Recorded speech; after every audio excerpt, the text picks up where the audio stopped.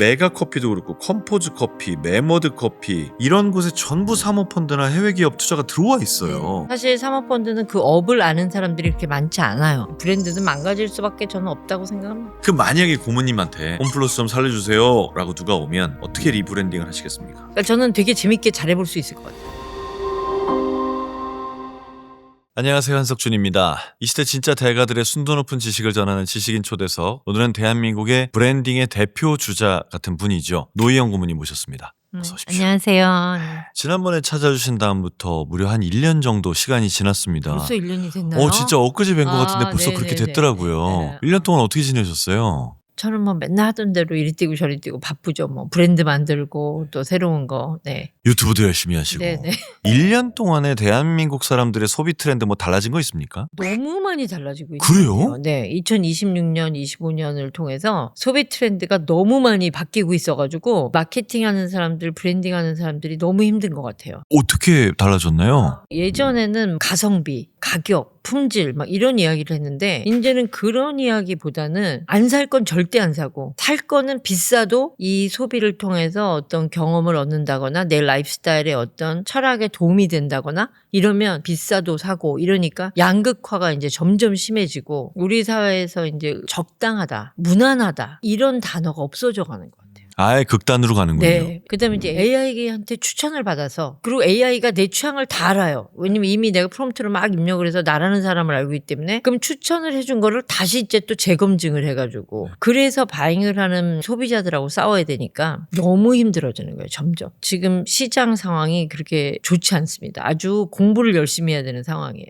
최근에 또 화제가 된 이야기 중에 하나가 올리브영의 미국 진출입니다. 올리브영은 사실 고모님께서 현직에 계실 때 담당하기도 했고 살려놓은 브랜드이기도 한데 이제 미국에 진출했고 첫날에 뭐 오픈런을 줄을 섰다는 얘기를 들으면서 저는 굉장히 많은 생각이 들더라고요. 왜냐면 고모님이나 저나 우리가 어렸을 때는 미국 거 뭐 유행하는 거 뭐 하나 알아가지고 사 먹기 바빴는데 이제는 우리께 미국에서 저렇게 줄을 세우나? 이런 생각이 들더라고요. 저도 그런데 그 브랜드를 만졌던 고모님은 훨씬 더 다른 생각이 드셨을 것 같아요. 물론 뭐 브랜드라는 게 많은 역사를 거치고 계속 키워나가는 사람들이 계주를 하듯이 가는 거잖아요. 이제 한 시대 때 제가 계주 주자로 뛰었던 사람 입장에서는 흐뭇하고 행복하기도 하지만 걱정이 너무 되죠. 왜냐면 이 K뷰티를 오늘날 여기까지 끌어온 게 올리브영의 역할이 저는 굉장히 크다고 생각하는 엄청 사람이거든요. 중요했죠. 오히려 그래서 이제 K뷰티와 올리브영이 이제부터가 시험대에 올랐다. 그게 왜냐면 미국이나 유럽에서 그렇게 인기가 있던 세포라는 우리나라에 와서 철수했거든요. 그러면 과연 우리 올리브영이 서울에 있을 때는 한국을 찾은 사람들한테는 굉장히 독보적인 존재가 거기 가서 아 우리 왔어 하고 보여주는 것까진 괜찮았지만 이제 여기서 어떤 전략을 써야지 이들의 취향 안에 녹아 들어갈 거고 왜냐면 우리가 지금 막 뭐 K뷰티 막 신나서 이러고 있지만 미국 시장으로 놓고 보면 3% 5% 뭐 이 정도 반면에 뭐 로레알 같이 프랑스 브랜드들 같은 경우는 뭐 거의 20%가 넘을 정도로 우리는 사실 정말 전 국민이 온 힘을 어떻게 보면 다 합해서 K뷰티 시장을 끌고 가고 있지만 3%라는 건데 문제는 그렇게 로레알이나 에스티로데나 이렇게 딱 브랜드로 기억하고 있는 건 사실 그나마 올리브영이에요. 화장품 브랜드를 기억하는 건 아니네요. 그러니까. 이게 이제 이 유통 브랜드로 기억을 하는데 과연 여기서 이제 어떻게 싸워야 되는 건지 K뷰티는 K뷰티대로 어떤 모습으로 가야 되는지 그게 저는 걱정이 되더라고요. 정말 전 세계적으로 대단한 체인망이었던 세포라가 서울에서 안 됐던 걸 네네네. 생각하면 올리브영이 미국 진출한 것까지는 매우 좋았으나 거기서 잘 될지 안 될지는 이제부터 승부인 그렇죠. 거군요. 대한민국 내에선 당연히 1등이 됐고 관광객들한테 엄청난 인기를 끌긴 했는데 우리가 이제 직접 찾아갔을 때 온 사람은 굉장히 모수가 적은 사람들이고 미국 본토에 들어갔을 때 과연 그 메이저가 이 올리브영을 향해서 움직일 건가? 근데 뭐 제가 별 걱정을 다 하는 거죠. 지금.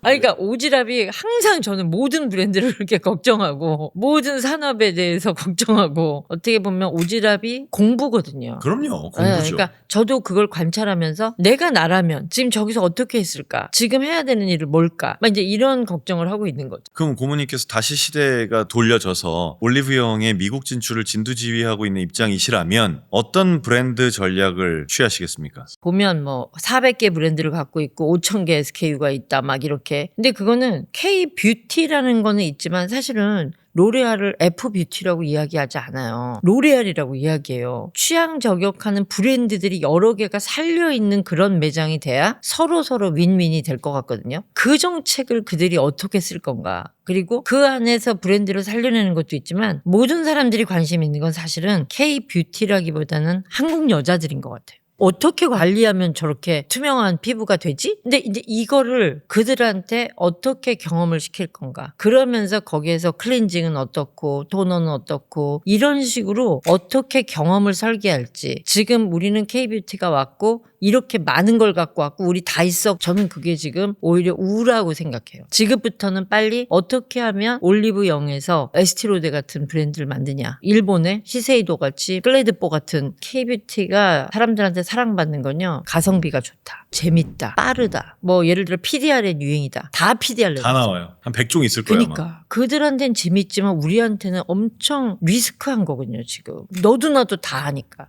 근데 그 스피드가 올리브영에 와서 막 이것도 발라보고 저것도 발라보고 이런 것들이니까 이름을 잘 기억을 못해요. 그래서 한국 거는 다 괜찮다, 다 좋다, 여러 개 사봐도 된다. 근데 여러 개 사보는 건요, 여러 개 버려요. 그래서 이제 저는 그게 어떻게 하면 여기서 한 발짝 올라가서 12불, 20불 이런 싸움이 아니라 우리도 80불, 100불, 200불짜리 싸울 수 있는지를 그거를 좀 고민해야 될 때가 아닌가 그렇게 생각합니다. 그런 의미에서 이제부터는 개별 화장품 브랜드 하나하나가 올리브영 혹은 올리브영 이상의 어떤 브랜드 파워를 가져야 된다 이렇게 생각을 하시는 건데 최근에 달바 앰버서더를 맡으셨잖아요. 그것도 그러면 그러한 고모님의 어떤 생각이 바탕이 된 겁니까? 네네네. 달바라는 브랜드가 브랜딩으로는 더 제일 빨리 가지 않을까 이제 이런 생각을 했어요. 제가 같이 이제 협업을 해보면서 클렌징이다, 뭐 팩이다. 이런 게 아니라 달바는 자기네 고유의 화이트 트러플이라는 그 화이트 트러플은 사실 이태리 거잖아요. 그거를 약간 K뷰티를 모호하게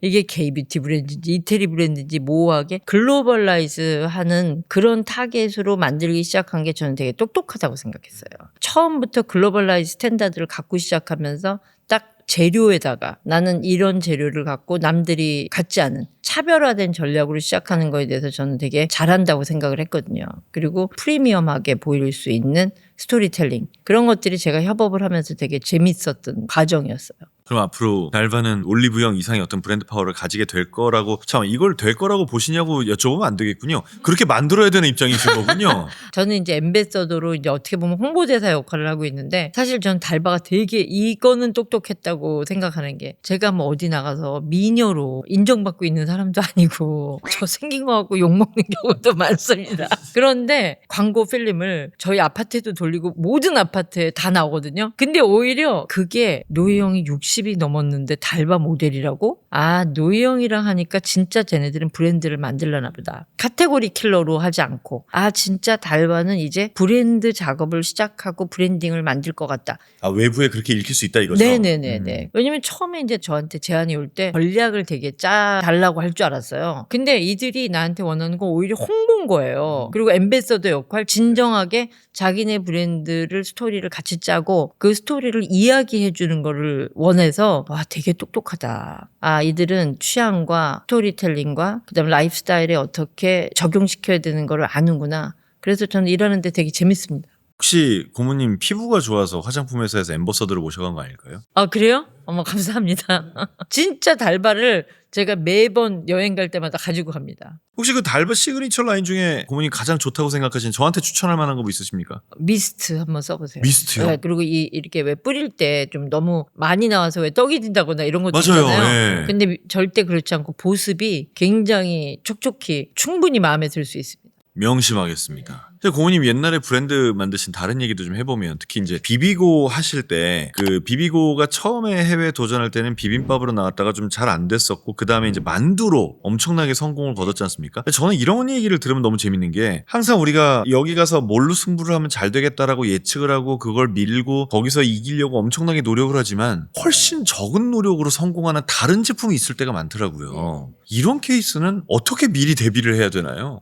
사실은 그런 모든 게 다 시장에 답이 있어요. 제가 처음에 이제 비빔밥으로 해서 할 때 깜짝 놀란 게 뭐냐면 우리는 잘 비벼지는 비빔밥을 맛있다 그러잖아요. 근데 외국 사람들은 그거 다 따로 먹어요. 섞지 않아요. 그리고 미국 음식 중에 섞어서 먹는 거 보셨어요? 없죠. 파스타 같은 것도 이미 다 섞어져 나오지. 그러니까 이 사람들은 섞어서 요리를 해서 나오지 않은 거를 자기들이 섞는 거에 대해서 불편해요. 잘 못해요. 비빔밥집을 하면서 비벼 먹는 사람은 거의 못 봤어요. 그리고 가른 고기를 싫어합니다. 어느 부위인지 좋은 부위인지 이들이 딱 가른 고기를 보면 싸다고 생각하는 거예요. 이 저렴한 푸드다. 그래서 컨설팅을 한번 받았더니 무조건 미국은 청크 고기를 써야 된다. 그래서 이제 고기를 깍둑 썰기를 해서 했더니 그때서야 사 먹더라고요. 비프라고. 그래서 이제 비빔밥집을 하면서 네로 포커스된 사람들만 좋아하는구나. 그럼 이제 보편하게 모든 사람들이 좋아할 수 있는 거는 뭐냐고 생각했을 때 에이시안 푸드 중에 뭐가 1위를 하나 봤더니 만두였어요.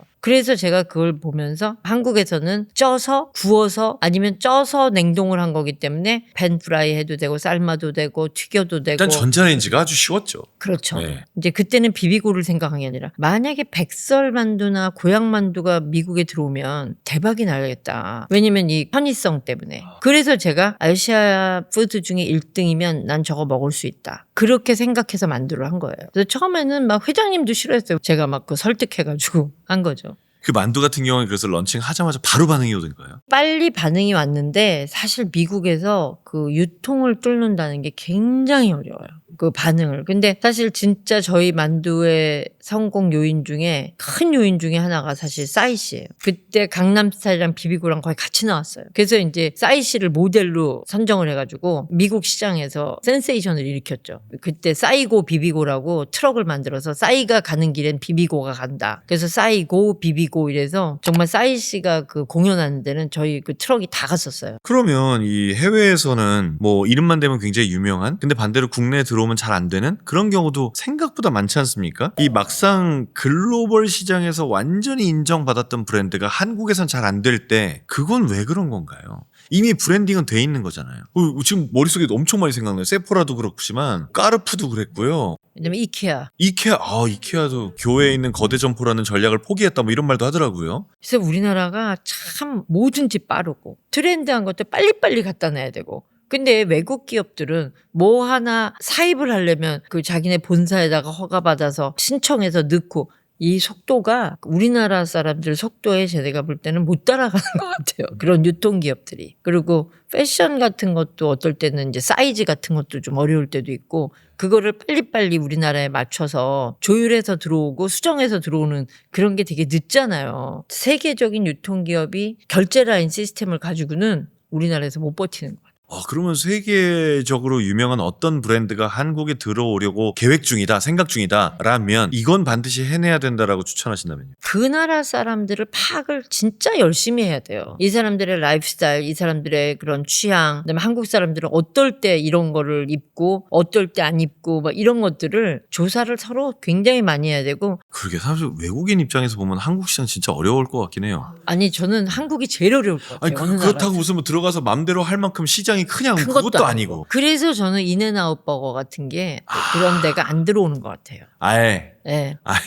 야, 저 시장 머리 아프다. 아니 왜냐면 뭐 자기네 주 하나만도 안 되는 그런 땅인데 저렇게 특이하게 치폴레도 안 들어오다가 이번에 들어왔잖아요. 저는 진짜 치폴레를 갖고 오고 싶었어요. 제가 편지를 얼마나 썼는지 몰라요. 근데 그때 그들이 그렇게 얘기했어요. 한국 시장에 메리트가 없다 자기들이. 그리고 어렵고 너무 어렵고. 네. 하긴 뭐 쉑쉑이 그렇게 처음에 난리였지만 지금 메이저 햄버거 브랜드라고 볼 수 없고 어렵대요. 네. 파이브 가이즈 마찬가지고 진짜 그러네요. 뭐 하나 쉽게 들어오는 게 없네요. 사실 KFC도 밀린 거죠. 사실 우리 그 바짝 튀긴 닭에. KFC 첫 경험일 것 같아요. 어느 나라 들어가서 밀려본 첫 경험일 것 같아요. 근데 지금 전 세계가 다 우리나라가 튀긴 치킨으로 지금 바뀌어가고 아우, 있잖아요. 이 영국의 청소기 브랜드죠. 다이슨 같은 경우에 우리나라에서 엄청나게 인기가 있었다가 한풀 꺾였어요. 그 꺾인 배경 중에 하나가 AS가 잘 안 되는 것 때문에 사람들이 화냈다라는 얘기 하더라고요. 그런 거 보면은 좀 뭔가 사람들이 원하는 방향의 어떤 민심? 이런 거가 기업의 그렇게 중요한 자산인가 싶거든요. 아, 그럼요. 너무나 크니. 그리고 요새는 가전을 외국 브랜드 쓰는 사람이 이제 점점 없어지는 것 같아요. 정말 다이슨과 바뮤다가 마지막인 것 같아요. 제가 볼 때. 제가 그러니까 어느 브랜드라고 밝힐 수는 없는데 엄청 좋은 그 와인셀러였어요. 근데 그게 이제 10년쯤 됐는데 고장이 났는데 저는 별로 술도 안 먹어서 많이 막 열고 닫고도 많이 한 브랜드도 아닌데 그 애프터 서비스 찾는데 오래 걸렸어요. 그래도 전화를 했는데 아, 고객님 죄송하지만 그거는 뭐 본사로 어쩌고 저쩌고 그래서 그러면 솔직히 버리라는 말씀이세요? 딱 얘기해 보세요. 제가 고객님께 그렇게 말씀드릴 수 없지만 그렇단 얘기라는 거예요. 굉장히 이해가 되는 게 그 2000년대 한 초중반이었을 거예요. 유럽의 가전들이 비싸게 인테리어 하면 뭐 식기세척기는 독일 거, 뭐 인덕션은 뭐 어느 나라 거 이랬던 시대가 있었어요. 그게 20년 됐잖아요. 네. 지금 그것들이 다 고장났대요. 근데 아무도 AS를 못 한대요. 못해요. 우리는 그래도 전화하면 바로바로 오시잖아요. 근데 진짜 요새 한국 브랜드가 인기가 많다고 봐야 되는 건지 아니면 주목을 받는다고 해야 되는 건지 투자를 받는 게 좀 많아졌습니다. 예를 들면 메가커피도 그렇고 컴포즈 커피, 메머드 커피 이런 곳에 전부 사모펀드나 해외 기업 투자가 들어와 있어요. 글로벌 투자 자금들 입장에서 국내 브랜드가 뭐가 매력적인 거예요? 확장성이 굉장히 스피디하잖아요. 성장 속도가. 근데 이제 빼야 되거든요. 그러니까 사실 펀드들이 많이 투자했다가 많이 뺄 때 어떨 땐 기업이 망가지는 경우도 많잖아요. 거의 어려워지죠. 네. 그런 것들이 저는 우리나라 브랜드를 너무 한 번 치고 빠지는 역할을 할 때는 좋은데 오래 갖고 가기는 좀 안 좋은 브랜드로 생각하나? 이제 그런 생각도 하고. 그렇지만 이제 또 젊은 오너들은 어쨌든 그럴 때 엑싯을 한번 하잖아요. 그러니까 그런 걸로는 되게 사회적인 부의 재분배? 뭐 이런 걸로는 굉장히 좋아 보이기도 하고. 성장 지표로 받아들여지죠. 아, 그럼요. 네. 엄청난. 그리고 그들은 분명히 그거를 글로벌 확산 모델로 보고 접근하는 거거든요. 가능성을 본다는 거는 굉장히 좋은 거죠. 좋은 지표죠.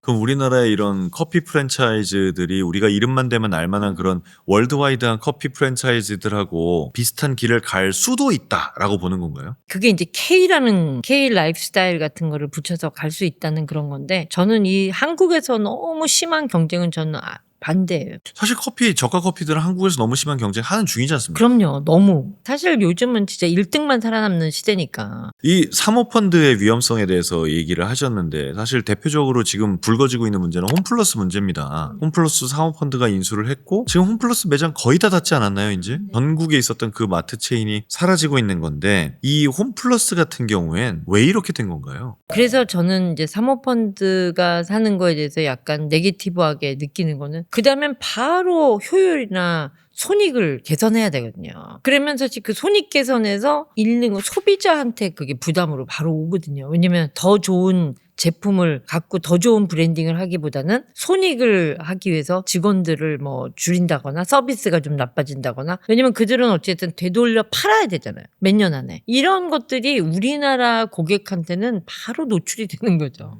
비용을 줄이는 쪽으로 가는데 비용을 줄여서 서비스나 제품이 안 좋아지는 걸 한국 소비자들이 민감하게 받아들이는 그럼요. 거잖아요. 못 견디죠. 못 견뎌. 근데 사실 그렇다고 본다면 사모펀드들이 전략을 잘못 쓰고 있는 거 아닌가요? 저는 그렇게 생각합니다. 그럼 사모펀드가 만약에 홈플러스가 됐던 커피가 됐던 뭔가를 인수한다 그러면 어떤 전략을 써야 된다고 생각하십니까?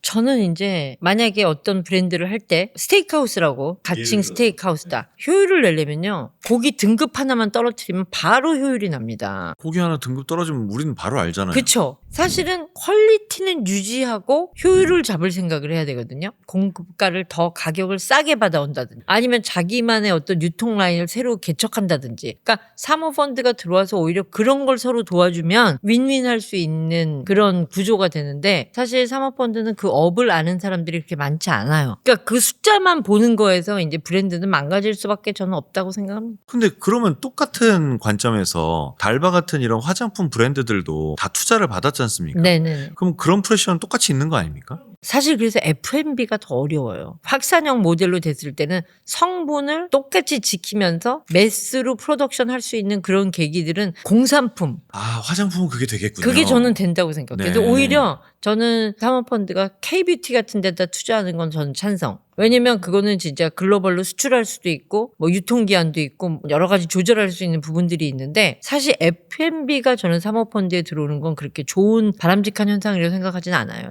지금까지 쌓아놓은 회사의 브랜드나 회사의 이익을 그냥 사모펀드가 빼가고 회사는 없어지는 맞아요. 그런 그런 구조. 경우도 많이 봤으니까. 그런 경우가 있을 때마다 좀 슬프긴 하더라고요. 맞아요. 그 사실 홈플러스도 그 중에 하나고.